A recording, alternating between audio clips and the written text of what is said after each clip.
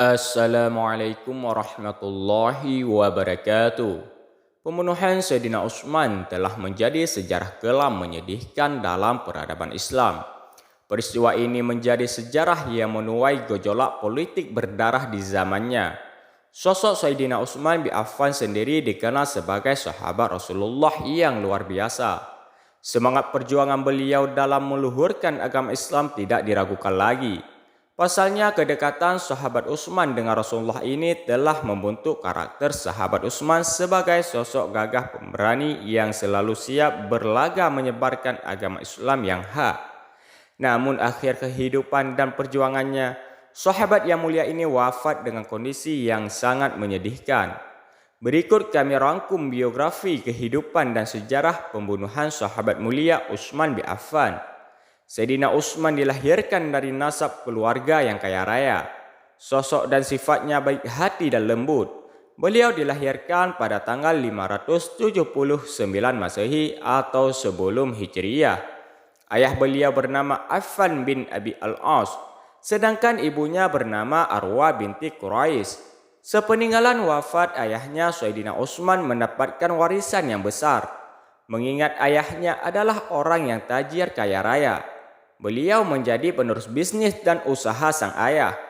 Hal ini yang menjunjung dirinya menjadi salah seorang yang kaya dan terpandang di kalangan bangsa Quraisy. Di samping itu beliau dikenal juga sebagai orang yang sangat dermawan. Sayyidina Utsman termasuk kategori as-sabiqunal awwalun karena termasuk golongan orang-orang yang masuk Islam lebih dulu. Menurut sejarah, Sayyidina Utsman masuk Islam setelah diajak oleh Sayyidina Abu Bakar. Setelah masuk Islam, banyak sekali pengorbanan beliau terhadap kemajuan Islam. Beliau tidak tanggung-tanggung dalam menyedekahkan hartanya untuk membiayai jihad dan syiar agama Islam. Sayyidina Utsman juga memperoleh gelar yang istimewa dengan julukan Az-Zun Nuraini yang bermakna orang yang memiliki dua macam cahaya. Gelar ini diberikan lantaran Sayyidina Utsman mempersunting puteri Rasulullah yang bernama Ummu Kalsum dan Ruqayyah. Perjuangan Sayyidina Utsman bin Affan tertulis jelas dalam lembar sejarah Islam. Beliau banyak berlaga dalam berbagai peperangan, salah satunya adalah Perang Tabuk, Zatir Riqa, Ghadfahan, dan lain sebagainya. Contoh kita lihat sejengkal saja dari banyak jasa beliau seperti dalam Perang Tabuk. Dalam peperangan Tabuk, Sayyidina Utsman tidak segan-segan menyedekahkan hampir 1.000 unta dan hampir 100 kuda. Ditambah lagi beliau juga mentasarufkan uang 1.000 dirham untuk biaya peperangan itu. Ketika kondisi umat kesulitan dan banyak tempat mengalami kekeringan, beliau menjadi garda terdepan dalam membantu rakyat jelata dengan memberikan tontonan gandum yang dibawa menggunakan unta sebanyak 1.000 ekor. Membeli sumur untuk digunakan khalayak umum dan masyarakat yang membutuhkan. Subhanallah. Setelah sepeninggalan wafat kedua sahabatnya yang telah mendahului, Sayyidina Utsman lalu diangkat menjadi khalifah ketiga. Pangkatan beliau menjadi pemimpin Islam setelah mendapat banyak dukungan suara dari banyak kalangan muslim.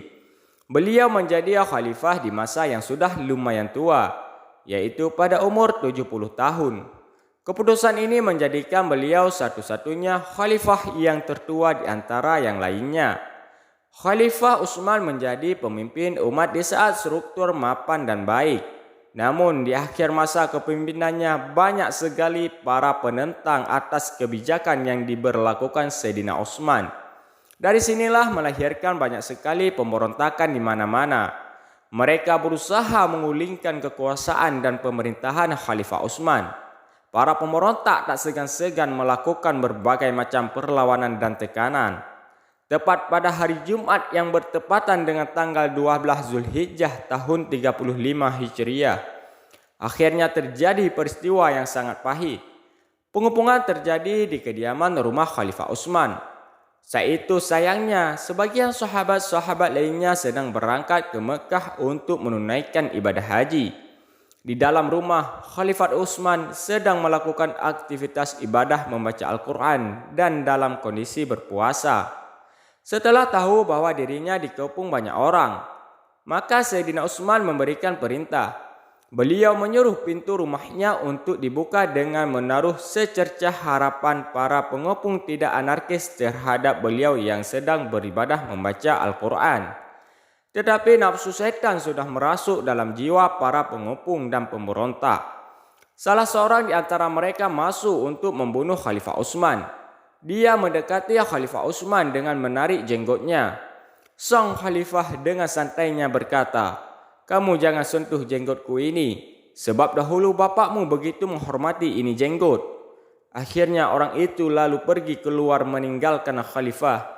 Kemudian datanglah orang beringas dari golongan Bani Sadus.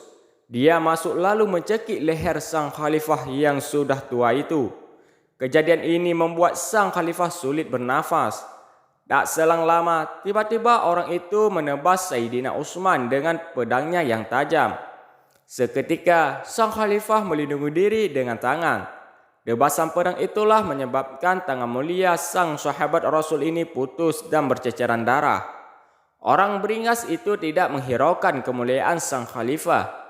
Ketika itu istri Khalifah Utsman mencoba melindungi sang suami dari tebasan pedang bukat itu yang akhirnya membuat jari jemarinya tertebas. Sang pemberontak tidak segan-segan menghabisi sang Khalifah Utsman. Sang khalifah ditusuk dadanya sebanyak 6 kali tusukan. Peristiwa inilah yang mengakibatkan wafatnya sang sahabat Rasul yang mulia yang sangat dicintai Rasulullah SAW. Akhir kisah, Khalifah Utsman bin Affan wafat pada usia 83 tahun. Tepatnya pada hari Jumat tanggal 17 Juni tahun 656 Masehi atau bertepatan dengan tanggal 17 Zulqa'dah 35 Hijriah. Pergilah sang khalifah yang mulia menghadap ridha Allah dan pengampunannya. Tragedi pembunuhan ini tidak sedikit menyisihkan sakit hati di kalangan umat Islam yang sangat mencintai sang khalifah. Pembunuhan sang sahabat Rasul ini banyak mendapat kecaman dari berbagai pihak. Karena jelas, Khalifah Utsman adalah sahabat Rasulullah yang sangat dekat dengan sang Rasul dan sangat dicintainya. Tetapi Allah benar-benar adil. Para pemberontak dan pembunuh Sayyidina Utsman bin Affan akhirnya mati dalam kondisi yang buruk. Mereka ada yang terbunuh, ditikam dan lain sebagainya. Inilah akibat mereka memusuhi para kekasih Allah Subhanahu wa taala yang sangat mulia. Semoga kisah ini dapat diteladani dalam kehidupan sehari-hari. Semoga kita semua menjadi penolong agama Allah dan menjadi orang yang senantiasa selalu bersedekah di jalan Allah. Selanjutnya dapat diketahui ibadah, keyakinan atas Islam dan mau berkorban di jalan Allah Subhanahu wa taala merupakan perbuatan yang sangat mulia. Semoga kita semua menjadi penerus jejak Sayyidina Utsman. Amin ya rabbal alamin.